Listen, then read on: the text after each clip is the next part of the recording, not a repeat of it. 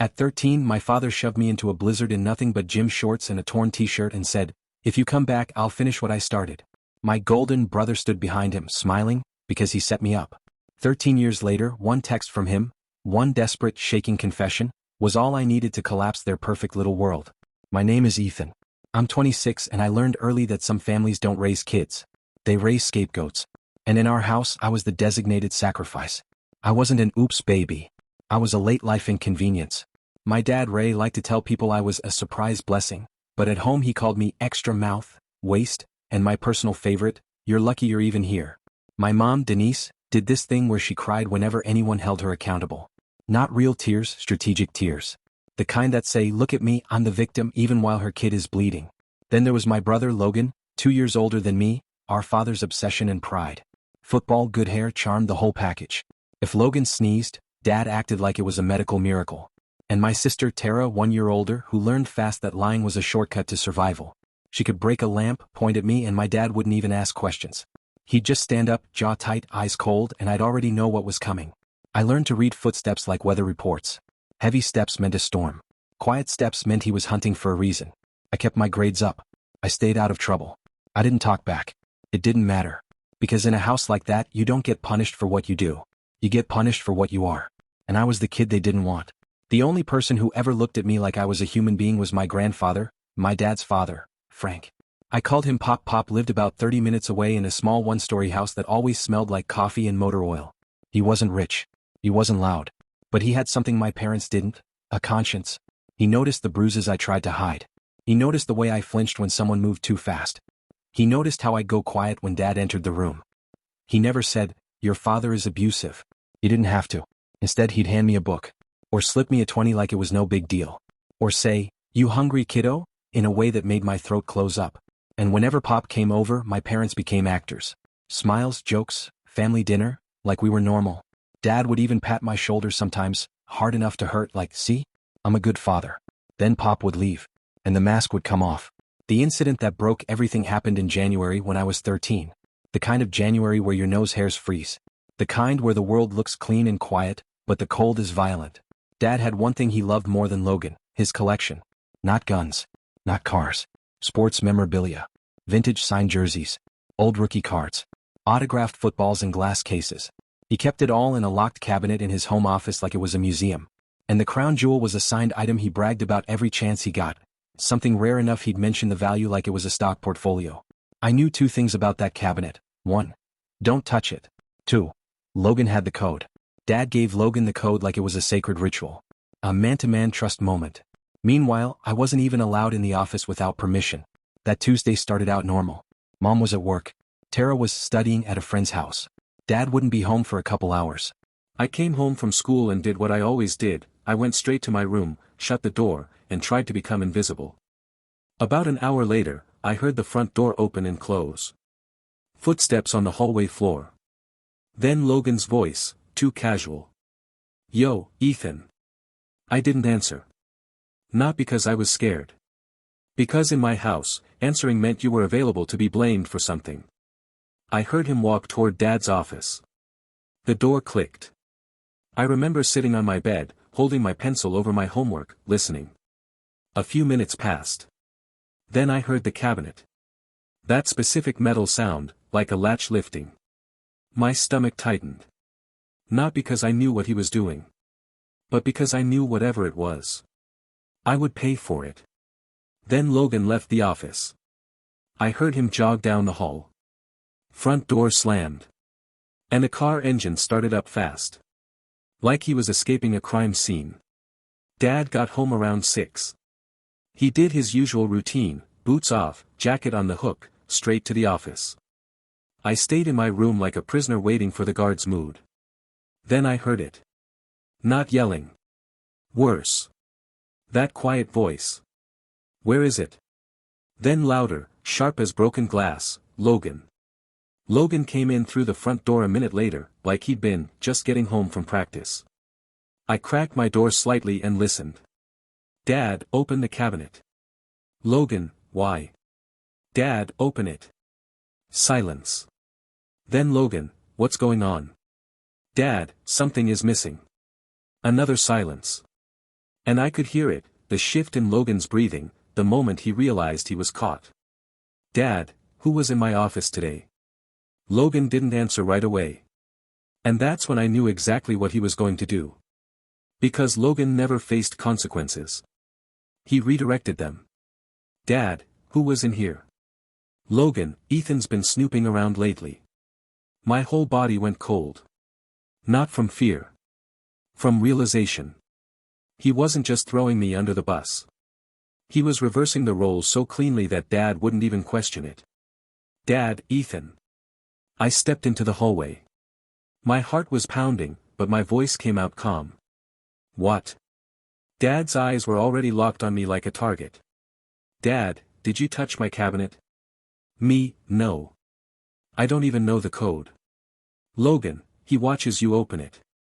He's not stupid." Dad took one step toward me.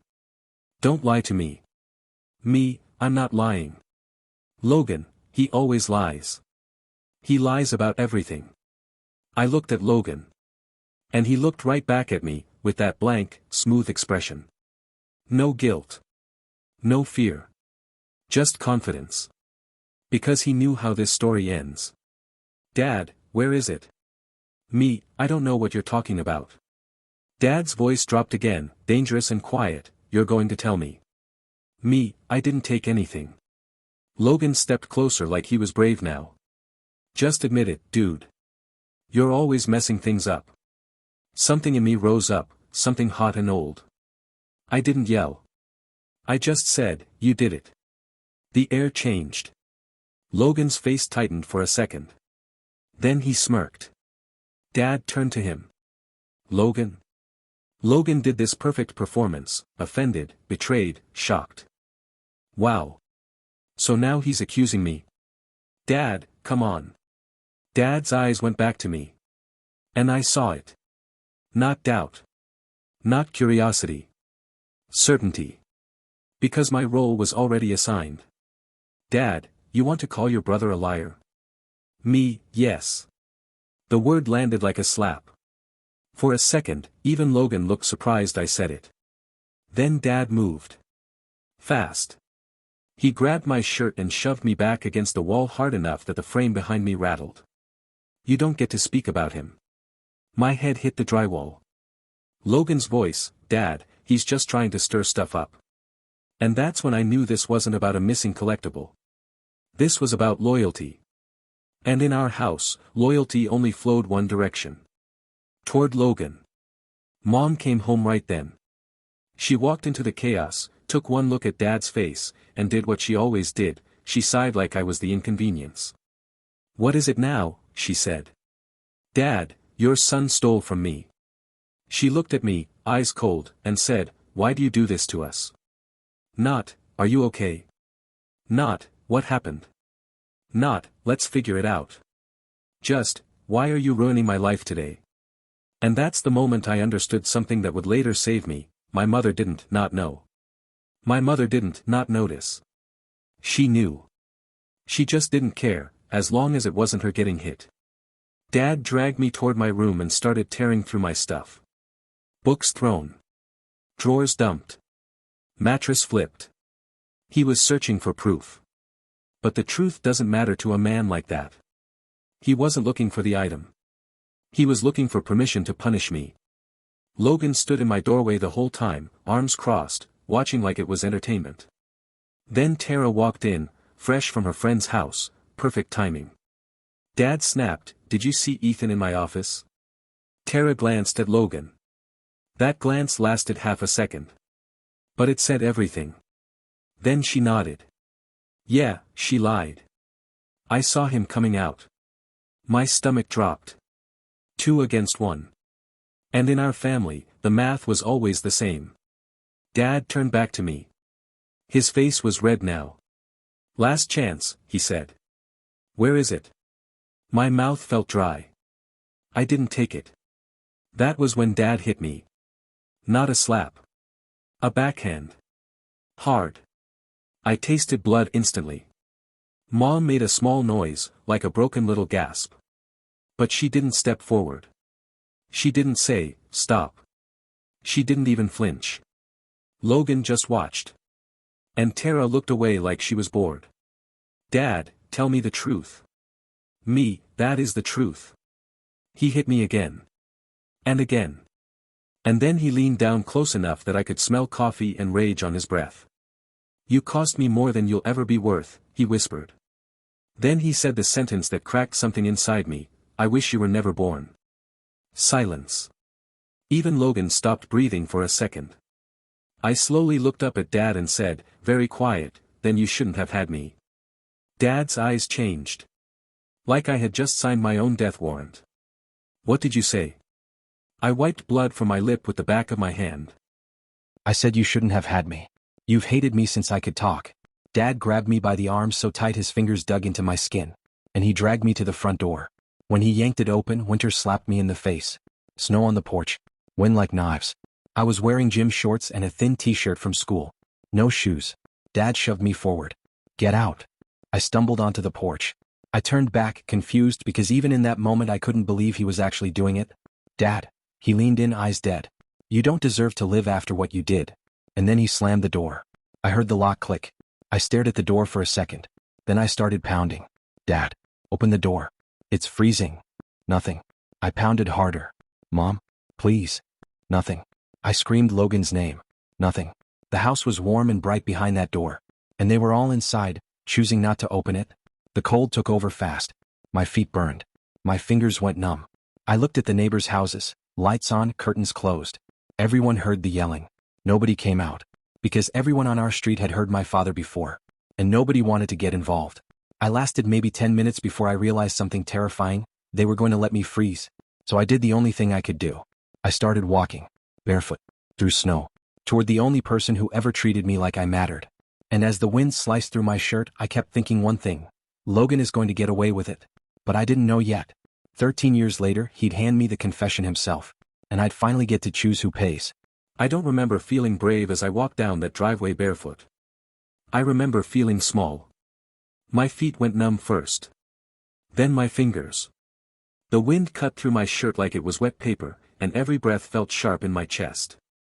The snow made everything quiet, except my own thoughts. They're not coming. They're really not coming. I tried the door one more time anyway, pure instinct. I banged until my knuckles burned. Mom. Please. Nothing. Not even footsteps. Not even a curtain moving. That was the moment the truth landed like a rock in my stomach. They weren't punishing me. They were discarding me. So I ran. Well. I tried. My legs were shaking, and the snow made my feet slip. I made it off the porch, down the driveway, and onto the sidewalk before the pain got so bad I had to stop and bend over like I was going to throw up. My socks were soaked. My toes were purple. And my face was numb except for the split lip that kept stinging. I didn't have a phone. Dad took mine, because you don't deserve privacy. So I headed toward the one place in our neighborhood that stayed open late, the gas station on Maple. It was about half a mile. In normal shoes, it's nothing. Barefoot in snow. It felt like crossing a battlefield. When I finally pushed through the glass door, warm air hit me so hard my eyes watered. The clerk looked up and froze. I must have looked insane, thin shirt, shorts, shaking, blood on my mouth, snow sticking to my hair. Kid, you okay? My lips were too stiff to answer right away. I just shook my head. He didn't ask questions after that. He just pointed at the little bench near the coffee machine. Sit. Now. I sat down and wrapped my arms around myself, shaking so hard my teeth clicked. The clerk slid me a paper cup. Hot chocolate. Don't burn yourself. I stared at him, confused. Because kindness felt unfamiliar. Then he said, quieter, like he already knew the answer, you need to call someone. My hands were barely working, but the gas station had one of those old payphones outside. I managed to stand, wobble my way to the door, and step into the freezing air again just long enough to make the call. I dialed the only number I had memorized. Pop. He answered on the second ring. Hey, kiddo. His voice was calm, steady. It almost made me cry immediately. Pop, my voice came out broken. I'm at the Shell on Maple. A pause. Then his tone changed, sharp in a way I'd never heard. Why are you there? Dad, my teeth were chattering. Dad kicked me out. Another pause, this one longer. Are you inside? No. I'm at the payphone. Go inside. Right now. Now, Ethan. I went back in, and the clerk gave me a look like he was ready to fight someone. I sat back down, and Pop came back on the line. Stay exactly where you are. I'm coming. How long? His voice went even colder. 15 minutes. Maybe less. Then, softer, like he had to force it, you did nothing wrong. You hear me? I nodded even though he couldn't see it. Yes, Pop. Good. Don't move. He hung up. Pop showed up in 12 minutes. He pulled up in his old truck like it was a rescue mission. The moment he walked through the gas station door and saw me, his face hardened so fast it scared even me. He marched straight over, crouched in front of me, and looked at my feet. Then he looked at my face. Then he looked at my arms. And the anger in his eyes was different. Not like my dad's anger, which was about control. Pop's anger was about protection. What happened, he said, low, to your face. I tried to downplay it. Old habit. It's nothing. I'm fine. Pop's jaw clenched. No. You're not. And you're done covering for them. The clerk walked over like he was backing Pop up. That kid came in like that, he said. Shaking. Barefoot. Pop nodded once, like he was filing it away.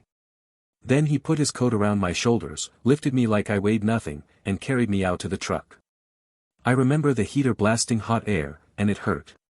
My skin was so cold it felt like burning. Pop didn't talk much while he drove. But his hands were tight on the steering wheel. At his house, he ran a hot shower and sat me on the closed toilet lid like I was a little kid again. Strip. Shower. Warm up. I'll get clothes. I did what he said because I didn't have the energy not to. When I came out, there were sweatpants and a hoodie on the bed, plus thick socks. And soup on the kitchen table. Pop sat across from me while I ate, watching my hands shake around the spoon. Then he asked, tell me everything. Start from the beginning. So I did. I told him about the cabinet. The missing collectible. Logan blaming me. Tara backing him up. Dad hitting me. Mom sighing like it was my fault. And the last part, the cold part, my voice cracked. He told me I don't deserve to live. Pop didn't say anything for a moment. He stood up, walked to the phone on the wall, and dialed a number. My dad's. I sat there frozen, stomach twisting. Because even after everything, a part of me still feared him. Pop waited. When my dad answered, Pop didn't yell. That would have been too easy. He spoke with the kind of calm that scares people. Raymond. A pause. Then Pop said, slow and clear, you put a child in the snow without shoes. I could hear my dad's voice faintly through the receiver, defensive, annoyed. Pop cut him off immediately. I don't care what you think he did. If you ever do that again, I will call the police myself. And I will give them everything. Another pause. Pop's voice dropped even lower. Hospital records. Pictures. Dates. Bruises. Teacher's notes. Everything you forgot I kept. My stomach dropped. Pop kept records. Pop continued, he is staying with me. Permanently. Dad said something, louder now. Pop didn't flinch. If you show up here, I'll have you arrested. Then he hung up and looked at me. You're not going back. I blinked. Pop. Mom won't let. Pop waved his hand like it was nothing.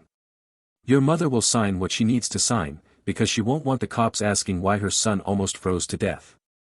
I didn't even understand what that meant. Not yet. The next day, I got sick. Like, really sick. Fever. Cough. Shaking so hard my teeth hurt. Pop took me to the doctor, and I remember the doctor's face when he saw my feet and heard what happened. Exposure symptoms, he said carefully. You're lucky it wasn't worse. Pop's hands clenched into fists. How lucky, he asked. The doctor hesitated. Another hour out there could have been dangerous. Pop nodded once, like he'd just made a decision. Then we went home. And Pop started moving like a man with a plan. A few days later, my mom came to Pop's house. She didn't come in like a mother worried about her child. She stood in the doorway like she was visiting a stranger.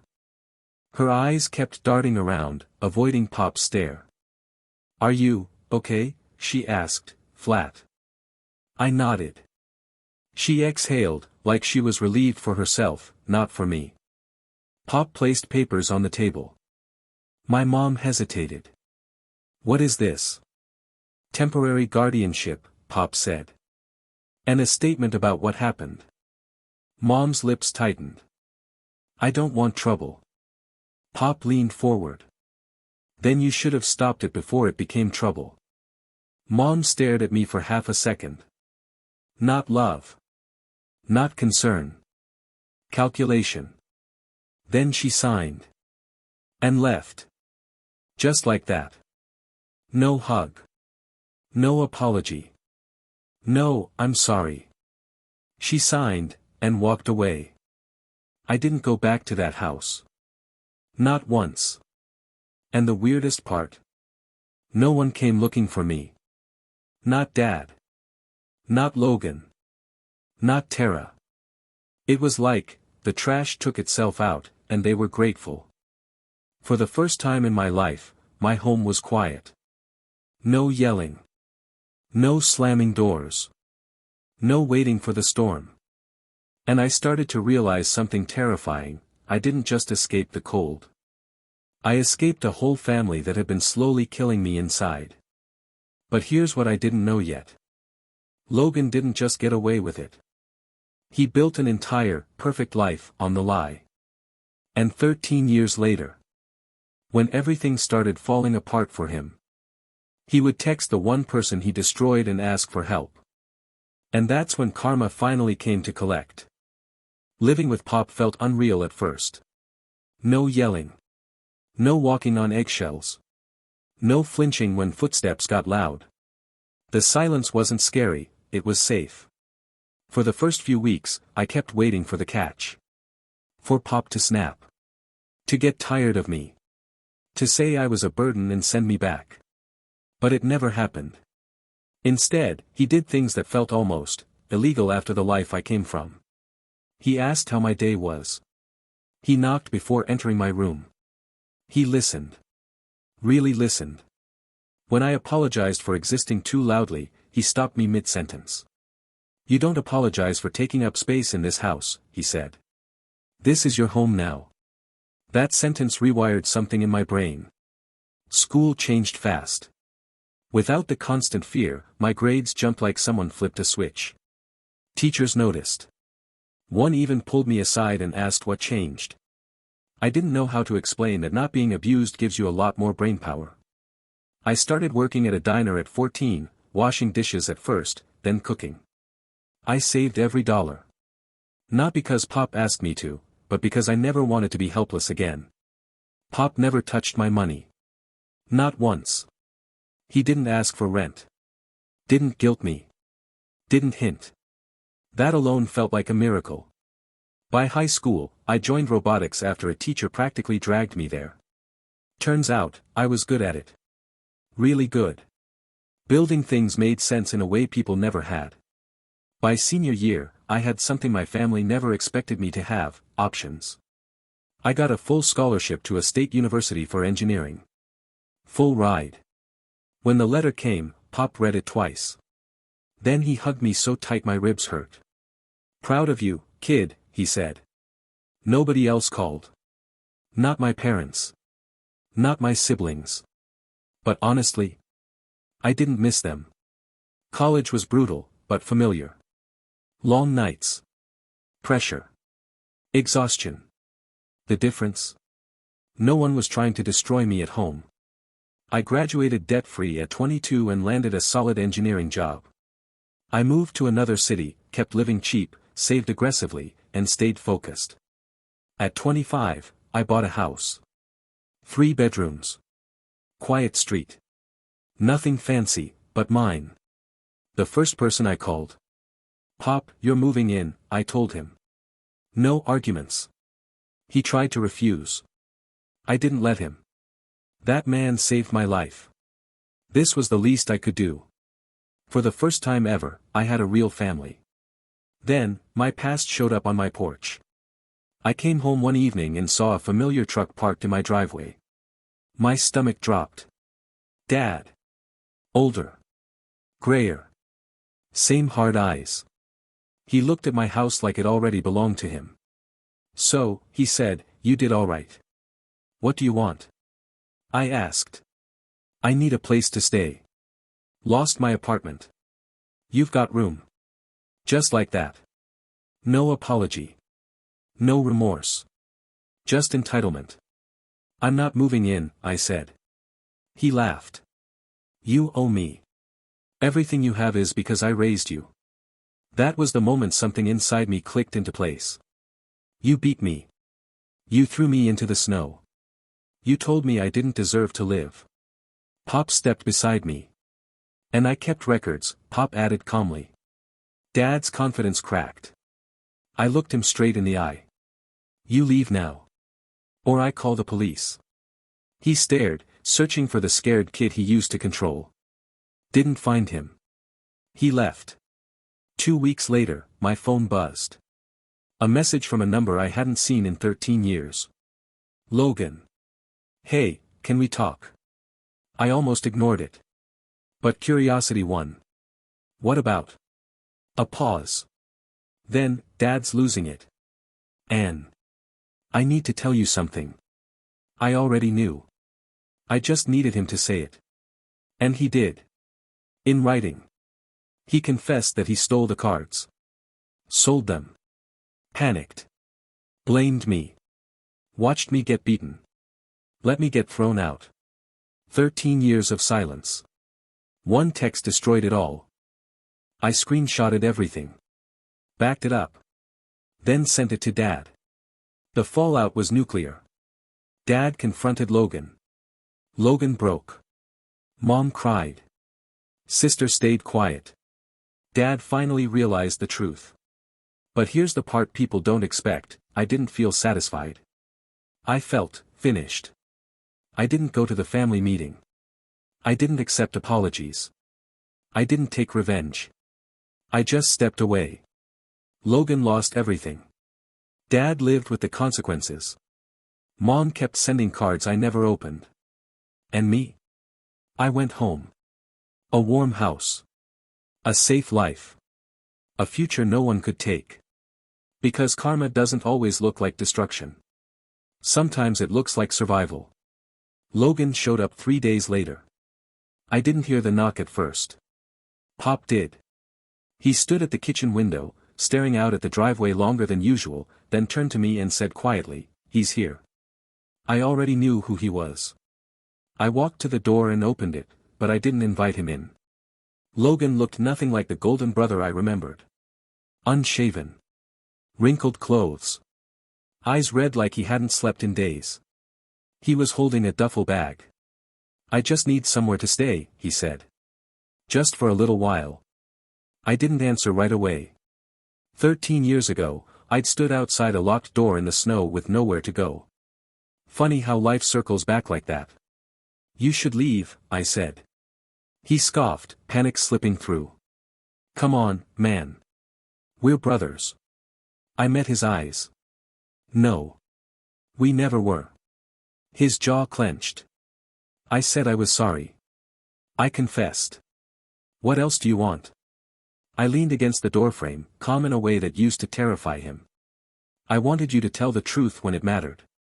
I wanted you to stop Dad while he was hitting me. I wanted you to open the door when I was freezing." Silence. "I don't need anything from you now," I continued. "Including your apology." He tried another angle. "Dad cut me off. I've got nothing. He kicked me out. I nodded. That's unfortunate. You're really going to do this? He snapped. After everything? I almost laughed. After everything, this is the first time I'm doing what's best for me. He stood there for a long second, like he expected me to crack. I didn't. Finally, he muttered something under his breath, turned, and walked back to his car. Pop hadn't said a word the whole time. He didn't need to. A week later, my sister tried. She cornered me outside my work parking lot, crying, talking fast, offering deals. Dad wants to fix things, she said. He'll help you. Money. Whatever. Just talk to him. I looked at her and saw the same calculation she'd made at 13, the choice between truth and safety. You're not here for me, I said. You're here because you're scared. Her silence answered for her. I got in my car and drove away. That was the last conversation I had with any of them. Months passed. Then a year. Then more. I built a life so quiet and steady it would have bored the people who hurt me. Good job. A house paid with my own money. Evenings in the garage building things with Pop. No yelling. No fear. No locks clicking behind me. One afternoon, Pop handed me a cup of coffee and said, "You know, you broke the cycle." I shook my head. I didn't break it. I looked around the house. I walked away from it. I still get messages sometimes. Birthdays. Holidays. Long apologies that arrive years too late. I don't reply. Not out of hate. Out of peace. Because the kid who stood barefoot in the snow didn't survive so he could keep begging for love. He survived so he could finally stop. And that's the part they'll never understand, the worst punishment isn't revenge. It's irrelevance. They lost me forever.